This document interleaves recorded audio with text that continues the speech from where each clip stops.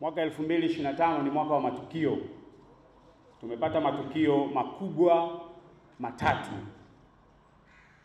ambayo kidogo yapo ya kusikitisha na mengine ya kufurahisha.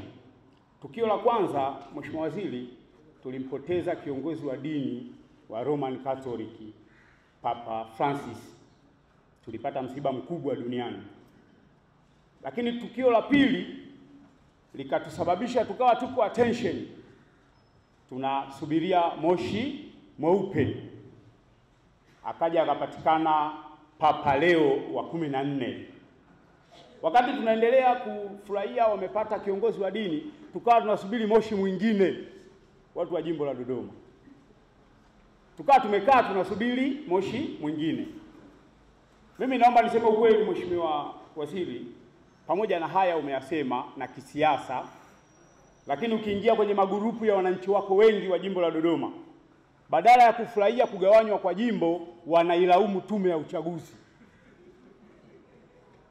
Naomba niseme ukweli, wanailaumu tume ya uchaguzi. Mimi nimekaa hapo nilikuwa napekua, mimi bahati nzuri niko kwenye magurupu, nafikiri unafahamu na wewe magurupu mengi upo, lakini magurupu mengi yanalaumu tume ya uchaguzi.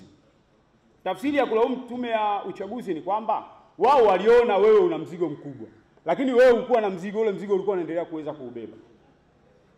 Wakasema, kwa nini wametugawanishia jimbo wakati wewe hujasema umeshindwa? Kwa nini tumegawanishiwa jimbo wakati wewe hujashindwa? Najua wewe unachukulia jepesi tu. Sisi madiwani kwenye magrupu yetu tunataniana. Wenzetu wa Mtumba wanajiona wameshinda.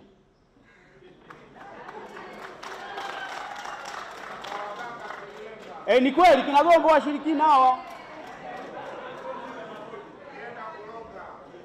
Na ni kweli Mheshimiwa, kuna mengine wewe huwezi kuyaona lakini sisi tunayaona. Yaani ukikaa wenzako wanaona. Yaani hapa wamekuja, ukiangalia waliokuja wengi wametoka Mtumba.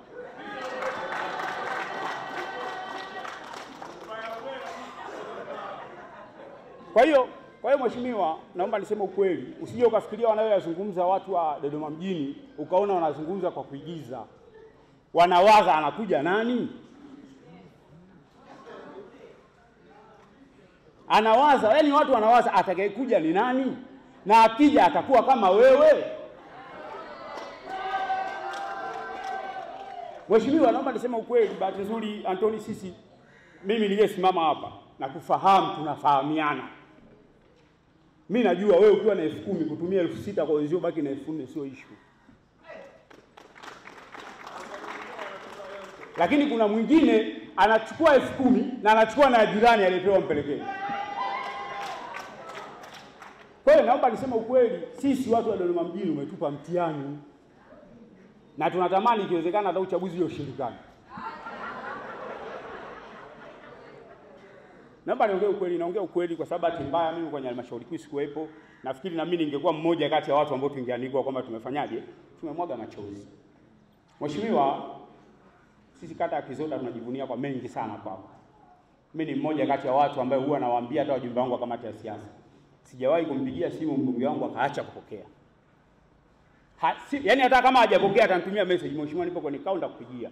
Na kuna kipindi unakuwa attention sasa. Anaweza kukupigia huko kwenye muziki. Kuna siku amenipigia mimi nilikuwa Morogoro Star Park, nilitoka nakimbia saa 4 nikapokea simu niongee na mbunge. Kwa hiyo ndio maana anasema, Mheshimiwa, mimi naomba tunikombee kila laheri unapoenda. Lakini na wewe tuombee tupate nani atakusaidia. Baadhi wengine mimi nafikiri wananijua. Mimi kumpa mtu dry kununiana sio issue kawaida sana. Kwa hiyo unaweza kukuta mimi sijawahi kupishana na wewe, sijawahi kukorofishana na wewe, lakini anaweza akaja tukakorofishana tusalimiane. Tuombe Mungu. Sisi wewe. Kwa hiyo Mheshimiwa mbunge, mimi naomba niseme kwa haya unayoyafanya, haki ya Mungu nataka nikwambie hivi, na kitu ambacho Mungu amekusaidia leo, unaweza kusimama ukaanza kutaja hivi unavyotembea na hawa jamaa waandishi wa habari. Leo wanakukumbusha kina Silasi, yaani unaofanya kazi ume kama 40 hivi. Ndio anakusaidia brother.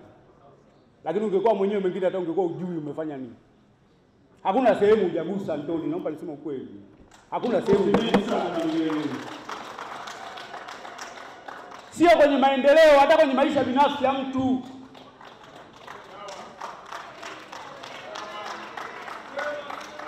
Kuna vitu umefanya umesahau, ndio kama nilivyosema, pamoja na watumishi wote uliokuwa nao, lakini umesahau.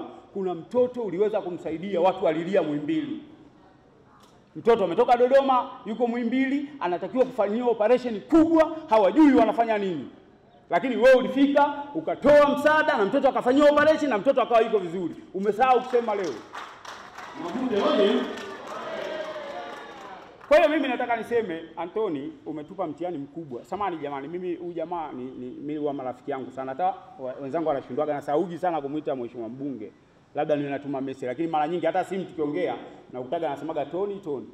Mheshimiwa, haya unayoyafanya na ulioyafanya na utakayoendelea kuyafanya, mimi naomba usitutelekeze sana sisi wa Dodoma mjini. Hata kama kutupenyezea tu. Waswahili wanasema hata mtoto wa kambo kuna kipindi anapewa chakula kizuri. Kwa hiyo ikifika kuna kipindi unaweza ukaoka, kuna 1 2 3 wewe tutumie tu, jifanye hata jamali basi fanya umetoa wewe. Mimi najua wanacheka, lakini walai na hapa tuna miezi 4 tu brother. Tunarudi miezi 4 utakuja kuniambia. Mpeni sifa Makonde, mpeni sifa. Sijui wapi hujagusa, naomba niseme ukweli, sijui wapi hujagusa. Yaani ukienda kwenye mipira, ukienda hospitalini, ukienda kwenye mashule, ukienda nini? Wewe ni nani? Wewe rais bwana.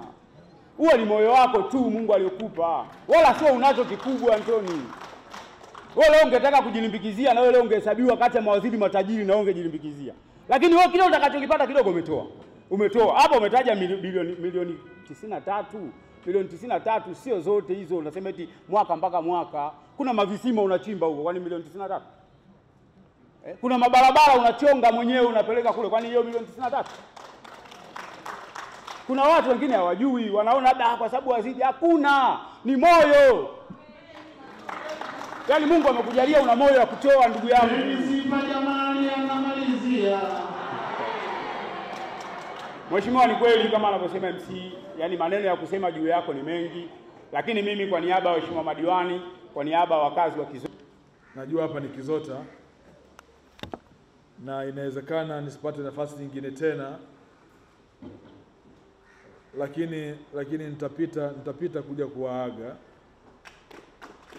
zile kata 21 zinazounda jimbo la Dodoma mjini. Nitapita kuja kuwaaga na kuwashukuruni sana. Nilitamani sana kuendelea kuwa mbunge wenu, lakini katika hali ya kawaida isingewezekana kwa sababu ilipaswa niwe sehemu moja kati ya majimbo haya mawili, lakini nitarudi kuwaaga. Najua hapa kwenye kata ya Kizota, Mheshimiwa diwani, nafikiri nishawapatia fedha kwa ajili ya ujenzi wa lile darasa moja. Nishawapa shilingi milioni 20 kwa ajili ya kujenga darasa hapo Mbuyuni. Kwa hiyo wale watoto wanaovuka barabara hapa waache kuvuka barabara kuja kusoma huku Kizota, wasomee kule Mbuyuni. Kwa hiyo nilishatimiza kwa Mheshimiwa diwani, nilishakamilisha ujenzi wa darasa, lakini vile vile najua nilikuwa nimeacha deni la barabara. Alhamdulillah, namshukuru Mwenyezi Mungu, leo nimepita juu ya lami hapa. Hii inagusa mpaka kata ya Mheshimiwa Awadhi. Na Mheshimiwa Awadhi, kule kwako ulikuwa unadai kivuko, najua mkandarasi yuko site anakamilisha kile kivuko chako. Kimeshakamilika tayari. Nitakuja niwaage pia na nikabidhi kile kivuko. Lakini nataka tu niseme kwamba niliona waandishi wa habari wengi katika baada ya siku ile waliandika kwamba mbunge amwaga machozi. Kiukweli nilikuwa ninafuta machozi yalikuwa yanakaribia kutoka. Sio kwamba nilikuwa nalia, lakini nilikuwa na hisia kali sana. Nilikuwa na hisia kali sana kuwaacha watu ambao nimeishi nao kwa miaka 10 kwa upendo na ushirikiano mkubwa sana. Kwa hiyo nilikuwa na hisia kali sana.